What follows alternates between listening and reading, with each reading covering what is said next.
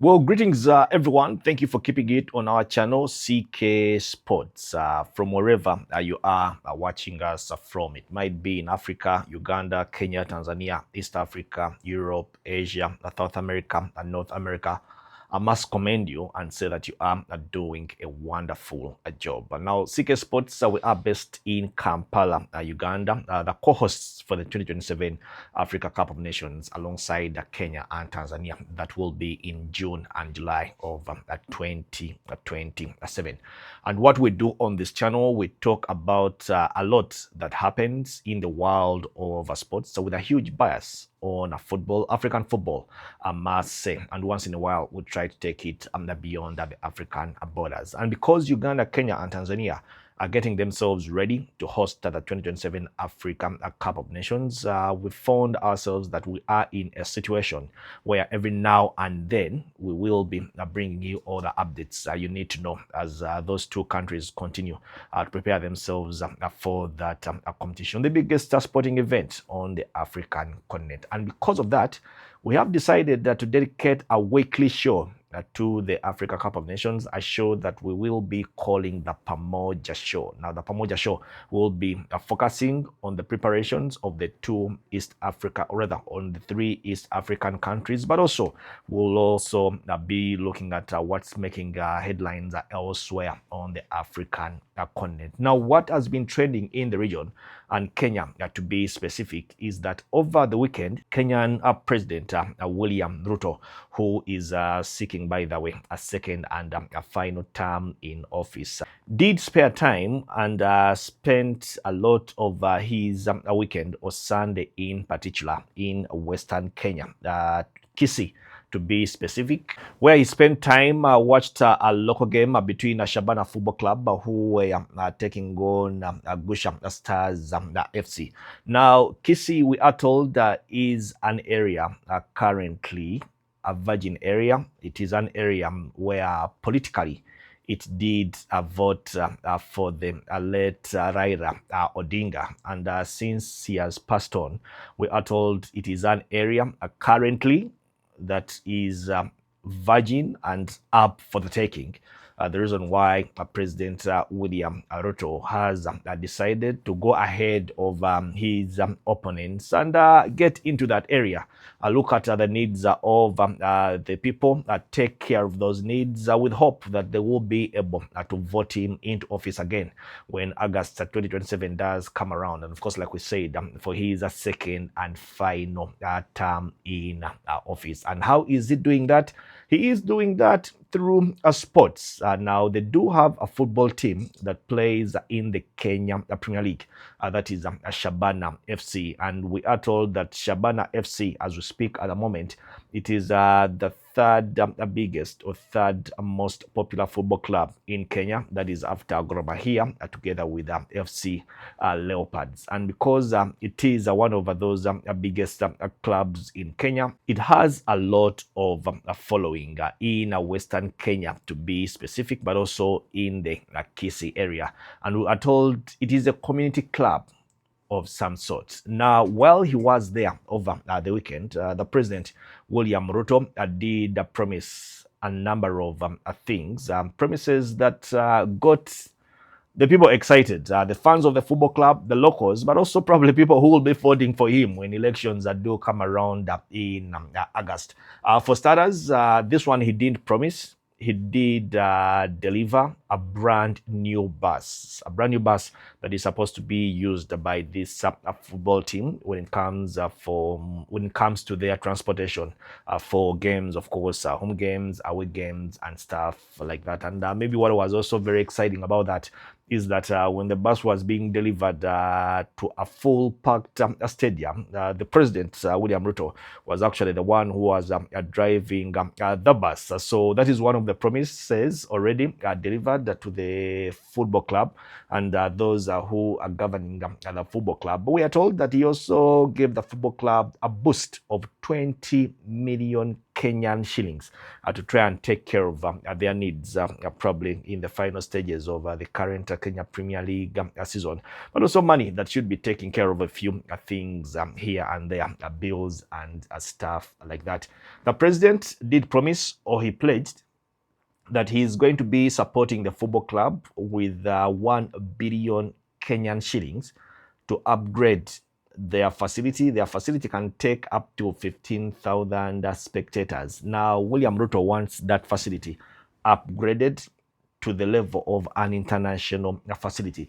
An international facility that can host CAF games like the Champions League, CAF games like the Confederations Cup in the future, that this club qualifies to play in such events, and they get themselves into the group stages. And if this stadium meets the CAF standards, that means that they won't be having the need to play their games in Nyayo, their games in Kasarani, their games in Talanta Stadium, but they will be playing their games in Kisii at this stadium, because it would have met international stadium. The stadium is already in place, but what the president wants is it to be upgraded, given a facelift that meets international standards, and we are waiting to see how that will eventually pan out. And of course, you must admit that this is a big step for grassroots football development. Of course, you're talking about the bus. Not so many people will definitely benefit from the bus, apart from the current playing staff at the technical team and the club administrators. But probably it's also something that cannot stay for a very long period of time. But if you're talking about a football facility upgraded to international standards, that this is a facility that is going to outlive anybody, especially those who are running the football club at the moment. But it also means that you are boosting talent identification and development in the Kisii area, because you're going to upgrade this football facility to international standards, but you're also going to probably have a training ground that is also upgraded and stuff like that. So you want to believe that it is a huge boost, not only to the football club, but also the community. But also this will probably get the football club to the level of trying to professionalize themselves, because these are things they've wanted to do for the longest time, especially having an international facility, which they have not been able to have. Now, with the president coming in with this kind of pledge, or with this kind of promise, you feel that it is going to go a huge way in not only benefiting, like we did say, the current playing staff together with the administrators, but the entire community, the Kisii community, but also the western part of the country.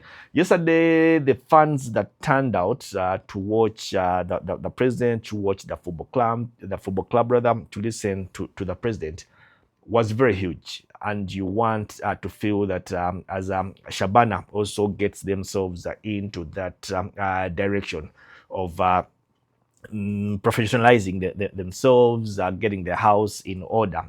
Those are numbers that you feel it is high time that they probably tapped into.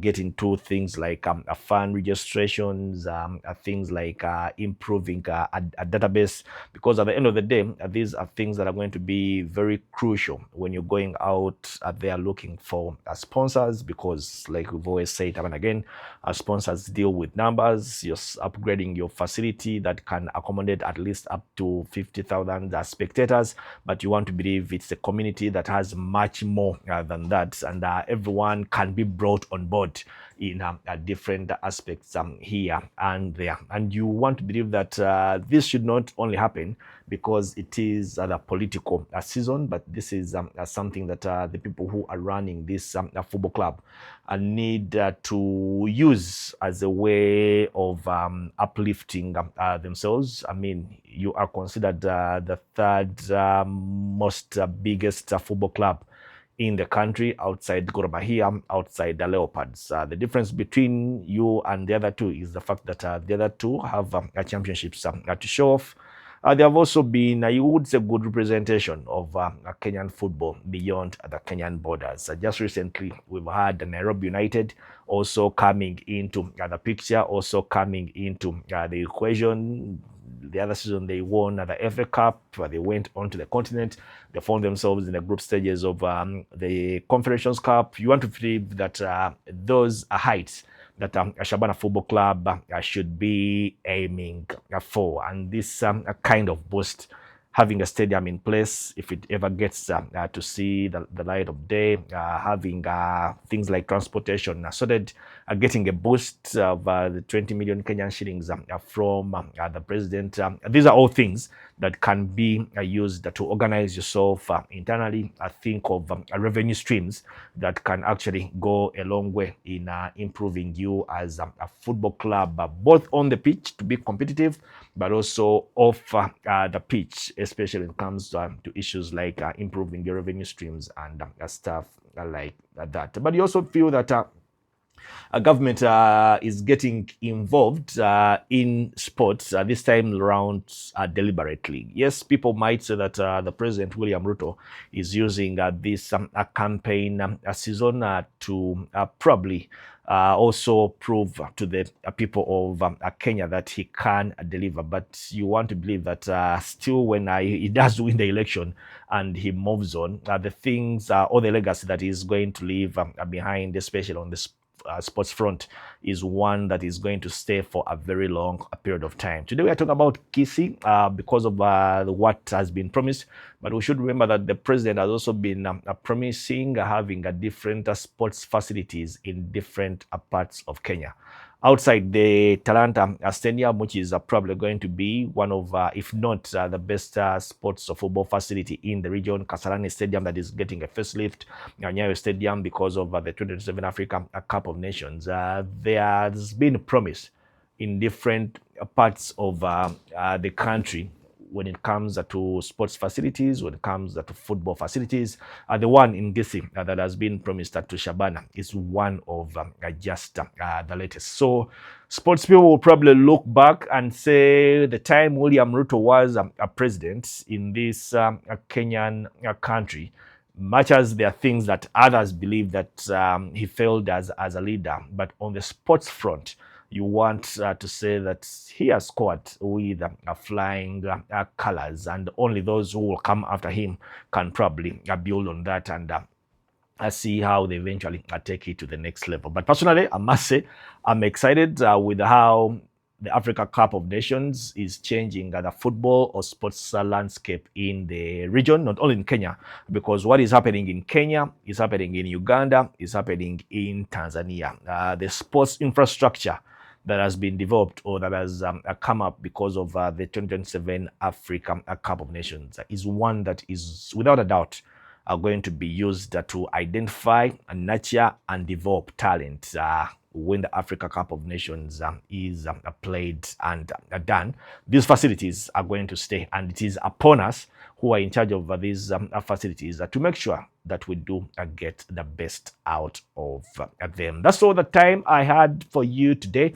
Yes, I'll be back. We are trying to make sure that we take it a little bit a notch higher when it comes to churning out content here and there, when it comes to different sports topics. We have plans of visiting Kenya to look at the progress of the 2027 Africa Cup of Nations. We have plans of visiting Tanzania for the same, also together here in Kampala, Uganda. So the place to be is our YouTube channel, CK Sports. If you are yet to subscribe, I would encourage you to subscribe and be a part of this growing family. And yes, we promise nothing but to make sure that we bring you everything you need to know in the world of sports, with a huge bias on African football, but East African football most importantly in particular, especially during this period as we build up for the 2027 Africa Cup of Nations. I'll catch you again in the next video.